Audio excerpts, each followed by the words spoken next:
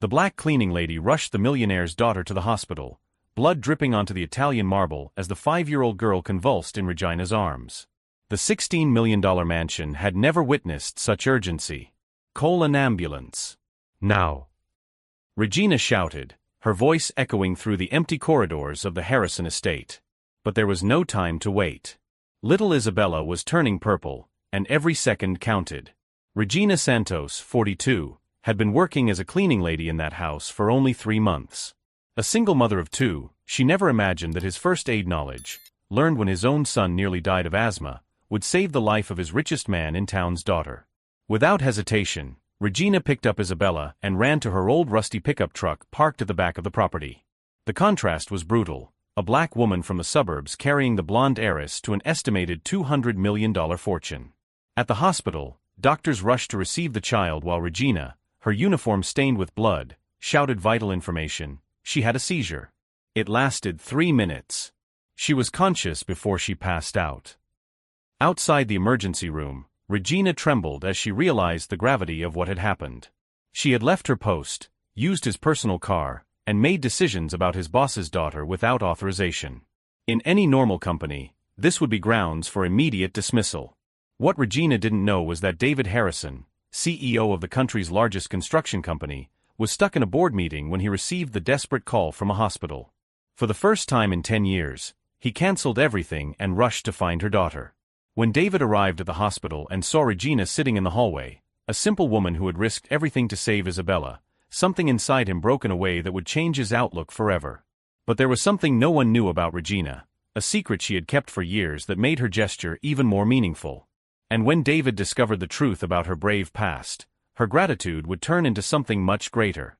If you're following this touching story of courage and transformation, be sure to subscribe to the channel to find out how a single moment of bravery can completely rewrite the fate of 2 very different families. 3 hours later, when Isabella finally woke up stable in the pediatric ICU, Regina was still in the hospital hallway.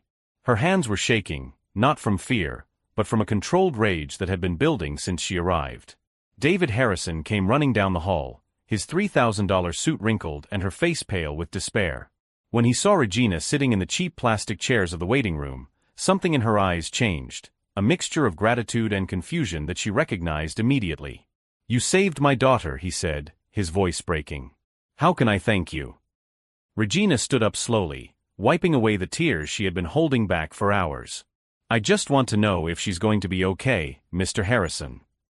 What David didn't know was that Regina had lost her own son Kevin, at the age of 7, not to a seizure, but to a healthcare system that had rejected him 3 times before finally admitting him.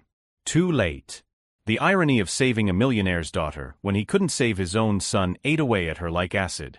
In the days that followed, the news spread through the mansion like poisonous gossip. Victoria Harrison, David's wife and Isabella's mother, returned from her trip to Europe 2 days later. Blonde, elegant, and with an aristocratic coldness that cut through the air, she immediately questioned the version of events. "You left our daughter in the hands of a maid?" Victoria asked during dinner, her voice dripping with contempt. "David, have you completely lost your mind?" Regina, who was discreetly cleaning the adjacent room, heard every poisonous word. Victoria continued, "These people always have ulterior motives. She's probably already planning how to take advantage of the situation. Have you seen how she looks at our things?" David tried to defend her, but Regina noticed the hesitation in his voice. The man who had cried with gratitude in the hospital now faltered under the social pressure of her own wife. Regina's revenge would not come from emotional outbursts or direct confrontations. She had learned, in the pain of losing Kevin, that the system worked differently for people like her. But she had also learned something that Victoria and his high society friends did not know. Regina Santos was not just a cleaning lady. With a nursing degree from the State University and a specialization in pediatrics, Regina had been forced to take cleaning jobs after being fired from 3 consecutive hospitals. Not for incompetence, for attitude problems, as the report said. What really happened was that she questioned discriminatory protocols and defended poor patients with a firmness that bothered white supervisors. On the 4th day after the incident, Victoria summoned Regina for a talk in the main room. Sitting in her Italian leather armchair, surrounded by her high society friends, she smiled with the refined cruelty of someone born privileged. "Regina dear," Victoria began, using the condescending tone that rich people reserve for employees. "We are very grateful for what you did for Isabella. Really, we are. But some people are saying that you are taking advantage of the situation. Asking for things, making demands." Regina stood her ground, her eyes fixed on Victoria. "I haven't asked for anything, Mrs. Harrison." "Of course not, dear. But you understand our concern, don't you? Sometimes people in her position can get the wrong idea about what they deserve." What Victoria didn't notice was the dangerous gleam that flashed in Regina's eyes at that moment. It wasn't submission, it was the look of someone who was calculating every word, every gesture, every breath of arrogance to use against them later. Because Regina Santos had kept something safe during all those years of humiliation: evidence. Documents, recordings, medical records that showed exactly how the American healthcare system treated people like Kevin, and how families like the Harrisons received VIP treatment even for minor emergencies. While Victoria and her friends laughed at jokes about people who don't know his place, Regina smiled inwardly. They had no idea that they had just awakened someone who would turn his arrogance into fuel for a justice that would take years to be served, but would be devastatingly complete. That night, while cleaning David's office, Regina discreetly photographed documents from Harrison Construction, million-dollar contracts with public hospitals that promised modern equipment but delivered second-rate materials, while private hospitals received the best in medical technology. What none of the Harrisons knew was that every gesture of contempt was being carefully documented by someone who had turned the pain of loss into an unstoppable force of calculated justice. 2 weeks after the public humiliation in the Harrisons' living room, Regina Santos had become something Victoria could never have imagined: a silent and methodically relentless investigator. Every morning, when she arrived at the mansion at 6 o'clock, Regina was no longer just a cleaning lady. She was a documentarian of injustice, collecting evidence with the surgical precision of someone who had studied medicine before being forced to clean the bathrooms of rich people. Her first ally appeared unexpectedly. Dr. Marcus Williams, the black pediatrician who had treated Isabella at the hospital, sought out Regina after hearing rumors about how she was being treated by the Harrisons. They met at a discreet cafe on the outskirts of town. "I know who you are, Regina," Marcus said, pushing a folder across the table. "I looked up his name after that day at the hospital. Registered nurse, specializing in pediatrics, fired from General Hospital, Municipal Medical Center, and the Children's Health Institute. Always for the same official reason: behavioral problems." Regina opened the folder, and his heart raced. Inside were copies of medical reports, hospitalization records, and a frighteningly long list of poor black children who had died or suffered permanent sequelae from medical negligence in the last 5 years.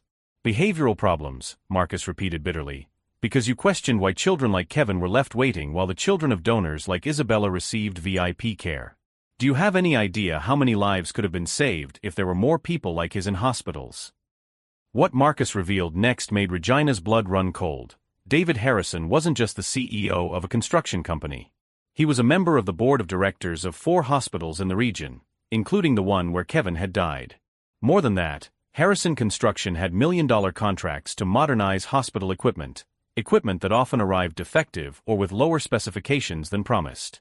"He profits twice," Marcus explained, her voice low but laden with indignation. "First by selling low-quality hospital equipment at premium prices.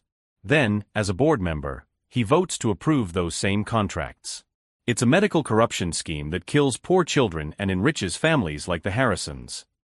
Regina closed her eyes, seeing Kevin's face for the 1,000th time. Now she knew, the same family whose daughter she had saved was responsible for the death of his own son. Over the next few days, while continuing his cleaning duties, Regina discreetly installed a recording app on his cell phone. Victoria and her high society friends continued to treat her like invisible furniture, openly discussing their financial schemes and racist comments in her presence. "These people really have no sense of place," Victoria said on the phone with a friend, while Regina cleaned the adjacent bathroom. "David is being too soft with her. In my day, that kind of person wouldn't have even come close to our daughter." The recording was being made. Every poisonous word was being documented. The second ally came through Marcus, investigator James Chun, who specialized in medical fraud and had been discreetly monitoring Harrison Construction's activities for months. He met Regina in a deserted parking lot. "We need someone on the inside," Chun said, handing it to him. "This device automatically copies any computer file it is connected to. If you can get access to David's office for just 5 minutes, we can have enough evidence to bring down the whole scheme. Regina smiled for the first time in weeks. 5 minutes? I clean that office every day. I have full access. What neither Chun nor Marcus knew was that Regina had already collected something even more devastating: video recordings. The Harrison mansion had internal security cameras that recorded continuously, but could only be accessed by David's main computer. Regina, during her cleaning duties, had discovered that he never changed his passwords and often left the system on. Over 2 weeks, she discreetly copied dozens of hours of recordings that showed Victoria making openly racist comments, David discussing fraudulent schemes on the phone, and even more devastating, a recorded conversation between David and other members of the hospital board where they laughed about disposable patients, a coded reference to poor black children. But the most explosive evidence came by accident. While organizing papers in David's office, Regina found a folder marked Special Projects. Inside were contracts showing that Harrison Construction had knowingly supplied defective medical equipment to public hospitals, while reserving top-of-the-line equipment for private hospitals where people like Isabella were treated. Most shocking, there was an internal memo dated 3 years earlier, just 2 months after Kevin's death, where David instructed her team to expedite the delivery of disposable units, cheap equipment with known defects, to hospitals serving non-priority populations. Regina held the paper with trembling hands. David Harrison not only knew he was killing children like Kevin, he had institutionalized and profited from it. That night when she got home, Regina opened his laptop and began meticulously organizing all the evidence she had collected: audio recordings, security videos, photograph documents, fraudulent contracts, and Marcus's testimony about the pattern of medical negligence. She created a devastating 47-slide presentation titled The Harrisons' Medical Genocide: How a Millionaire Family Turns Poor Children into Profit. Each slide contained irrefutable evidence: names, dates, amounts, and deadly consequences. Regina's plan was not just to expose the Harrisons, it was to completely destroy the empire built on the blood of children like Kevin. She would simultaneously send all the material to the FBI, the national media, civil rights organizations, and every member of the state health board. But there was one final twist that even Marcus and Chun didn't know about. Regina had discovered something that would turn her personal vendetta into a national revolution. In the Special Projects folder, she found evidence that the Harrison scheme wasn't limited to her city. It was a nationwide network of medical corruption involving 12 states and causing thousands of preventable deaths each year. While Victoria continued to treat her like an invisible maid and David maintained his facade as a respectable businessman, Regina Santos was just 72 hours away from destroying not only her lives but exposing one of the biggest public health scandals in American history. As she folded uniforms in the utility room that night, Regina looked out the window at the lit pool where Isabella played happily, protected by the same system that had killed Kevin. For a moment, she almost felt sorry for the innocent child growing up unaware that her fortune was built on little coffins. But then she remembered Kevin's smile, the dreams he would never fulfill, and all the other children whose lives were cut short so that the Harrisons could live like kings. There would be no more pity. Only justice. What the Harrisons couldn't see was that every day of arrogance, every racist comment, every moment they treated Regina as less than human, only fueled a determination that would soon become the greatest downfall in the history of the American medical elite. Tuesday morning began normally at the Harrison mansion. Victoria drank his $15 organic coffee while leafing through Forbes magazine, where David appeared on the cover as Entrepreneur of the Year in Hospital Innovation. Regina silently cleaned the table next to him, invisible as always. "David dear," said Victoria, pointing to the magazine, "we need to schedule that charity dinner at the Children's Hospital. It's important to maintain our philanthropic image." David smiled, adjusting his Italian tie. Of course. Especially after that $2 million contract he signed with them last week. Regina continued cleaning, but her eyes flashed with dangerous intensity. They had no idea that in exactly 6 hours, her life would be destroyed live on national television. At 9 in the morning, Regina received a message from Marcus: everything confirmed.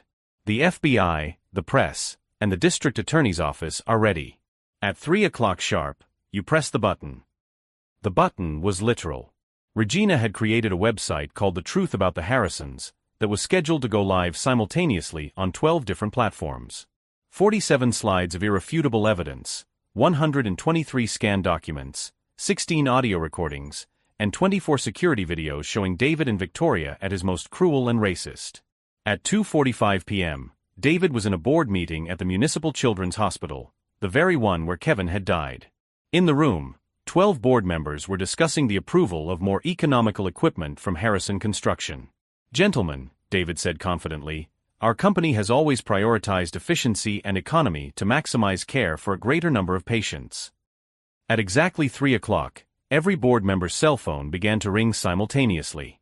Messages, notifications, urgent calls. Dr. Martinez, the board chairman, looked at his phone and his face turned completely pale. "David," Dr. Martinez said with a trembling voice, "you need to see this now." On the phone screen, the CNN headline was already trending, "Exclusive, leaked documents reveal $1 million medical corruption scheme that caused hundreds of infant deaths." Just below, a photo of David Harrison next to contracts showing defective equipment being sold at premium prices. David felt his blood run cold. He grabbed his own phone and saw 17 missed calls from Beatrice Morrison, his communications director. When he called her back, she was in a state of total panic. "David, it's a disaster. Someone leaked everything. Contracts, internal emails, recordings of you discussing disposable populations, documents showing that you knew the equipment was defective.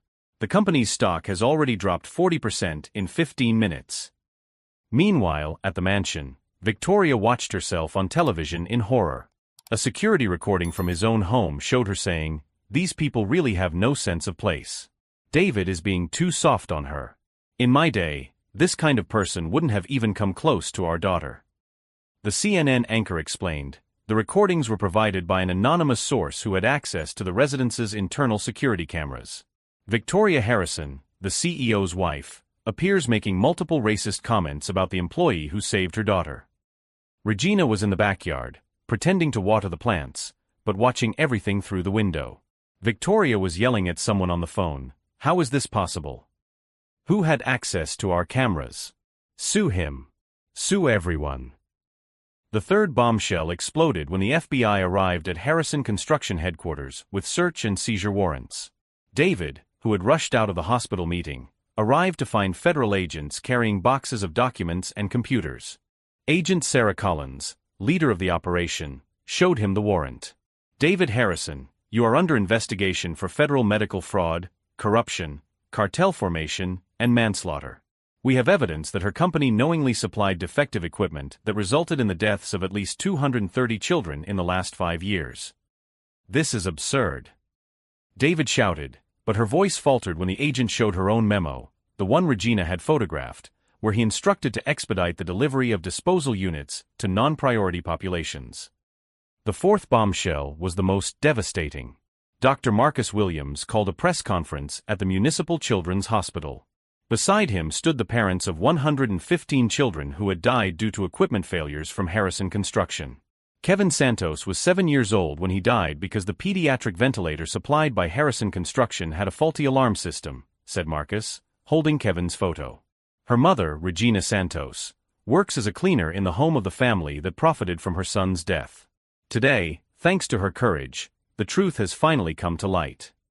The camera focused on Regina, who was in the front row. She didn't cry, she didn't scream.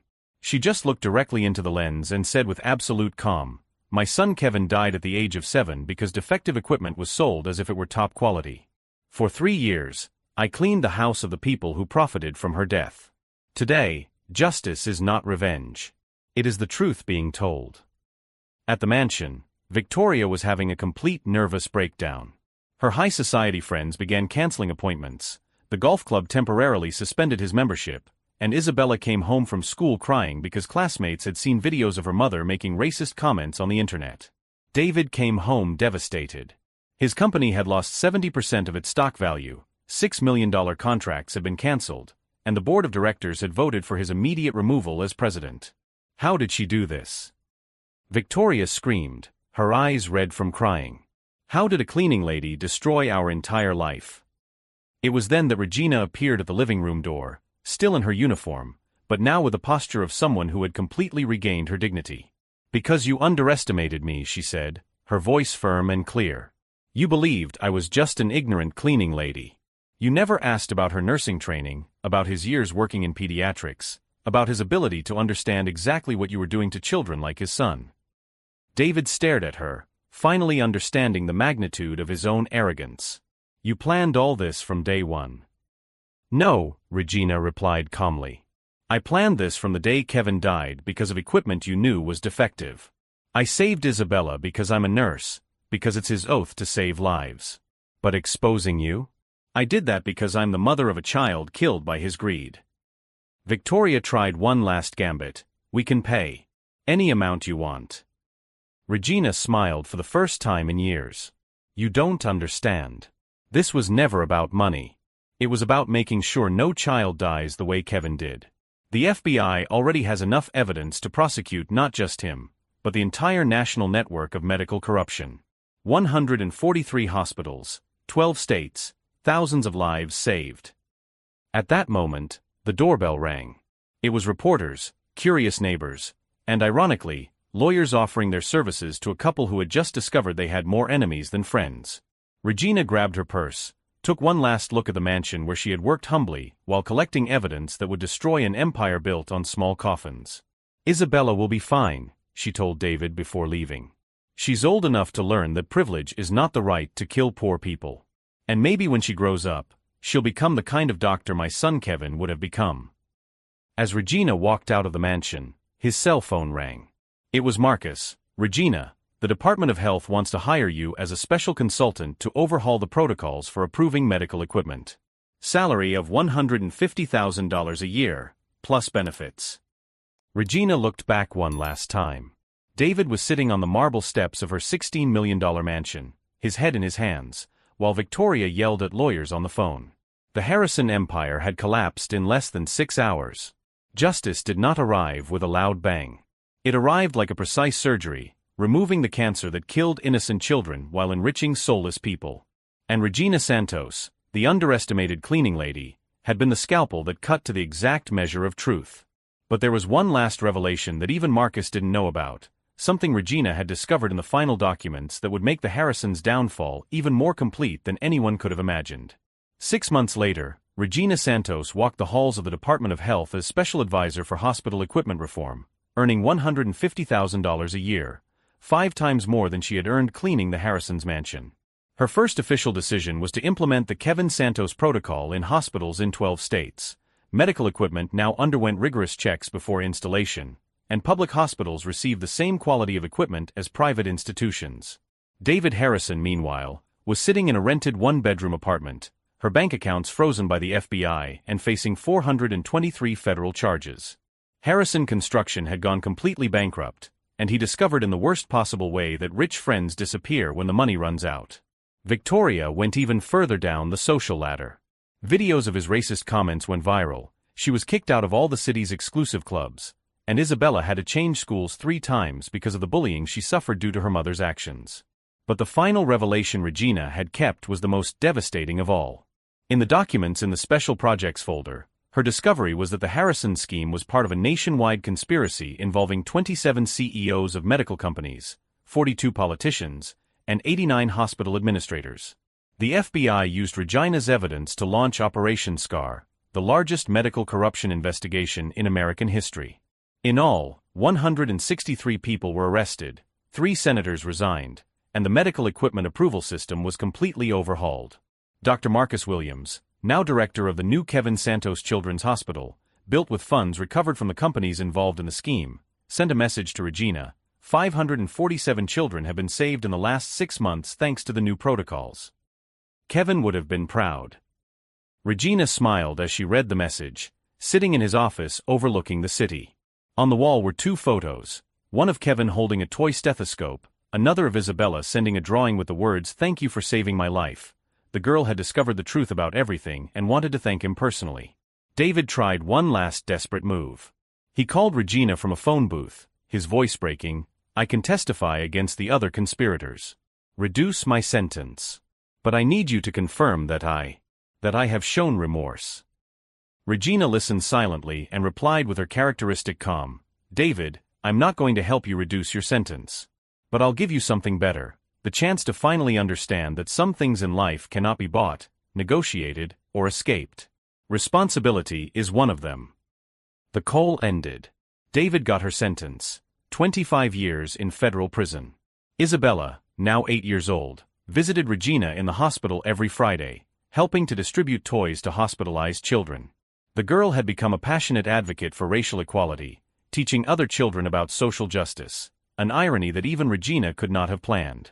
Victoria, completely socially isolated and without financial resources, went to work as a clerk in a department store.